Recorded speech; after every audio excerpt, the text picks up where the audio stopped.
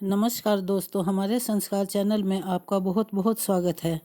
आज हम आपके लिए लेकर आए हैं अहोई आठें और अहोई अष्टमी के नाम से जाने वाली अहोई माता की पूजा की विधि और उसका महत्व। अहोई अष्टमी का महत्व क्या है? उत्तर भारत में अहोई अष्टमी के व्रत का विशेष महत्व है। इसे अहोई आठे या अहोई अष्टमी भी कहा जाता है क्योंकि यह व्रत अष्टमी के दिन पड़ता है।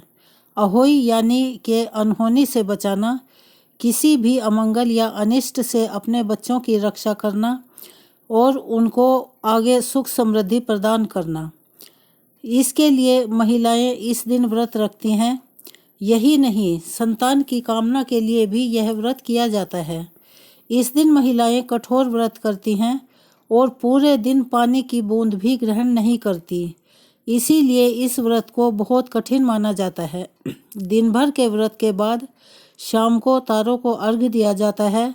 हालांकि चंद्रमा के दर्शन करके भी यह व्रत पूरा किया जा सकता है, लेकिन इस दौरान चंद्रोदय काफ़ी देर से होता है, इसीलिए तारों को ही अर्घ्य दे दिया जाता है।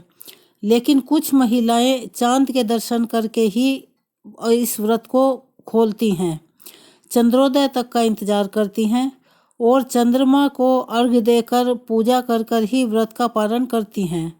ऐसा माना जाता है कि इस व्रत के प्रताप से बच्चों की रक्षा होती है और साथ ही इस व्रत को संतान प्राप्ति के लिए भी सर्वोत्तम माना गया है। अहोई अष्टमी की पूजा विधि। अहोई अष्टमी के दिन सबसे पहले स्नान कर स्वच्छ वस्त्र धारण करें। अब आप अपने घर के मंदिर में पूजा के लिए बैठें और व्रत का संकल्प लें कि मैं आज अपनी संतान के लिए पूरे श्रद्धा भाव से इस व्रत को करूंगी। अब दीवार पर गेरू से पहले फलक तैयार करें, मतलब उस पर चौकोर लीप कर तैयार कर लें। उसके ऊपर फिर भीगे हुए चावल का पेस्ट बनाकर उससे अहोई माता यानी कि माँ पार्वती और शाहू, जिसको शाही के नाम से भी जाना जाता है, उसके 7 पुत्रों के चित्र बनाएं।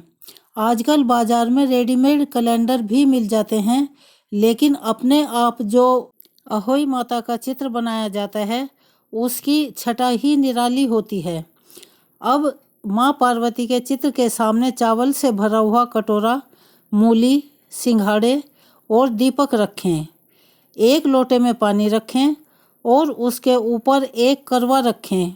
यह वही करवा हो जो करवा चौथ पर यूज किया जाता है।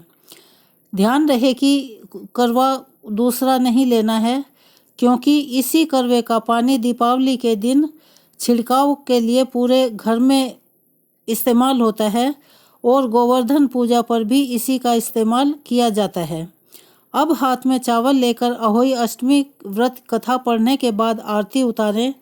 कथा पढ़ने के बाद हाथ में रखे हुए चावलों को दुपट्टे या साड़ी के पल्लू में बांध लें।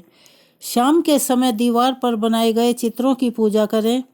अहोई माता को 14 पूरियाँ, 8 पुए और खीर का भोग लगाएं। अब माता अहोई को लाल रंग के फूल चढ़ाएं। अहोई अष्टमी व्रत की कथा पढ़ें।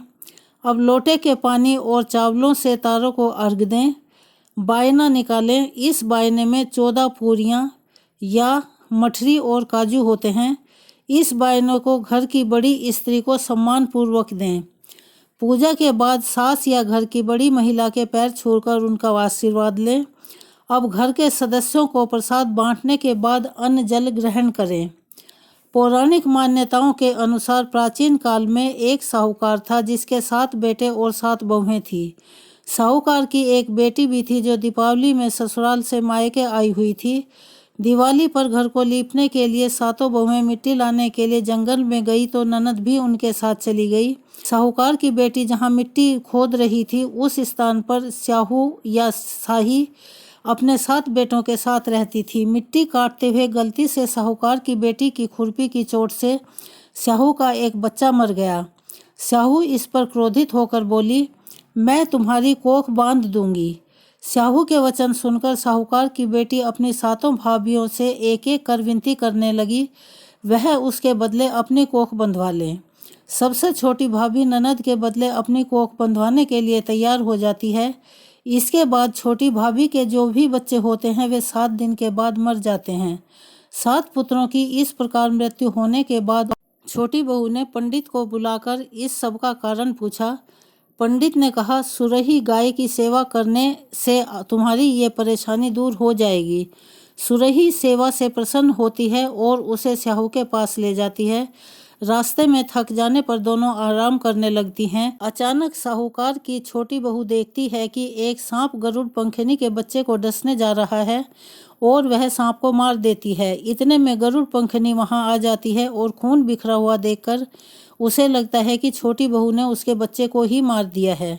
इस पर वह छोटी बहू को चोंच मारना शुरू कर देती है और घायल कर देती है। छोटी बहू बड़ी विनम्रता से कहती है उसने तो उसके बच्चे की जान बचाई है। गरुड़ पंखिनी अपने बच्चे को जब जिंदा देखती है तो बहुत खुश होती है और सुरही गाय के सहित उन्हें दोनों को स्याहू के पास पहुंचा देती है। वहां स्याहू छोटी बहू की सेवा से अति प्रसन्न होकर उसे 7 पुत्र और 7 बहू होने का आशीर्वाद देती है। स्याहू के आशीर्वाद से बहू का घर पुत्र और पुत्र वधुओं से हरा भरा हो जाता है। जिस प्रकार अहोई माता ने साहूकार की छोटी बहू पर कृपा की, इसी तरह से वह सब पर अपनी कृपा बनाए रखे। अगर आपको हमारी ये वीडियो पसंद आई हो तो प्लीज़ हमारे चैनल को सब्सक्राइब करें, ज़्यादा से ज़्यादा शेयर करें और हम ऐसी ही जानकारी लेकर आते रहें। हमें सहयोग करें। धन्यवाद।